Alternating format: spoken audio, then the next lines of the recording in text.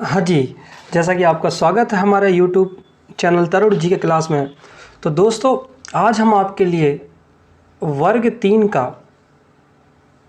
Paper लेके आए हैं।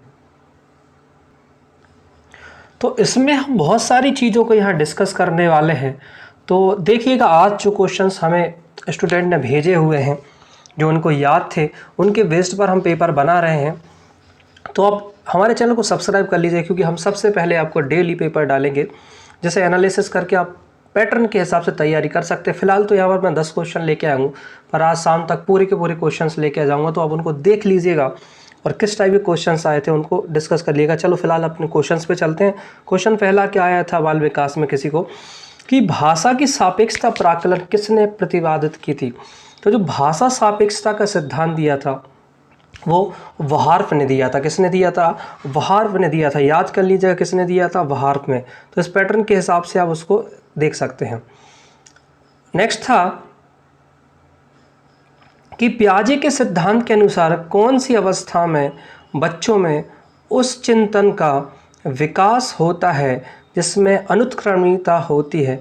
तो प्राक संक्रियात्मक, सबको पता है जीन पियाजे स्विट्जरलैंड के थे और उन्होंने संज्ञानात्मक विकास का सिद्धांत दिया था और 4 अवस्थाएं बताई थी उन्होंने ना, 0 से 2, 2 से 7, 7 से 13 और 13 से ऊपर 4 अवस्थाएं बताई थी, जिसमें एक होती है प्राक संक्रियात्मक अवस्था। नेक्स्ट क्वेश्चन था, आत्मसम्मान की भावना का लक्षण खालिस्तान प्रकट करती है।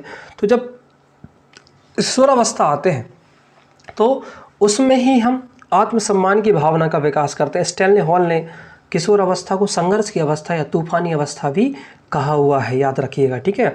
नेक्स्ट क्वेश्चन था, संवेगों का संबंध किससे होता है।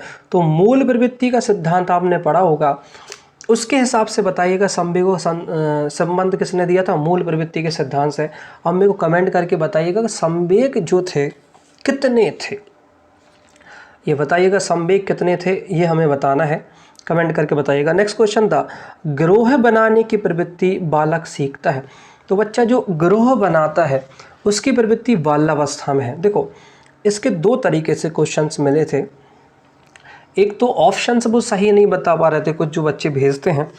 तो किशोर अवस्था में भी कई बार ग्रोह मिलता है, लेकिन सक्रिय सदस्य किशोर अवस्था में आते हैं, लेकिन बच्चों का ग्रुप कब बन जाता है, बाल्यावस्था में बन जाता है। कई बार किशोर अवस्था भी लिखा मिलता है। तो हमें जो बच्चे सेंड करते हैं व्हाट्सएप पर, उन्हीं के हिसाब से हम यहाँ पर बता देते हैं।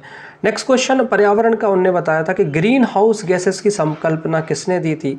तो ग्रीन हाउस गैसेस से भाई साहब पर्यावरण में एक ना एक क्वेश्चन हर किसी को आएगा ही, तो वो लगा लिएगा, जोसेफ फोरियर ने।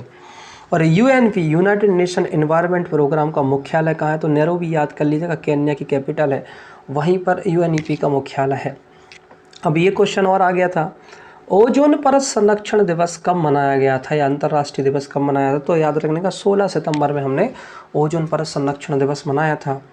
और नेक्स्ट क्वेश्चन था, भारत में वन्य जीव संरक्षण दिवस या अधिनियम कब लागू हुआ था। तो 1972। तो भाई साहब देख लीजिएगा, सन से एक क्वेश्चन जरूर आ रहा है, चाहे वो ईवीएस में आए या किसी में भी, तो सन से एक क्वेश्चन आ रहा है। और जो फिलहाल अभी मेरे को भेजा गया क्वेश्चन है वो गणित का विज्ञान या विज्ञानों का कुंजी द्वार किसने किया है। तो याद रखना, रोजर बेकन ने इनको गणित का कुंजी द्वार बोला है।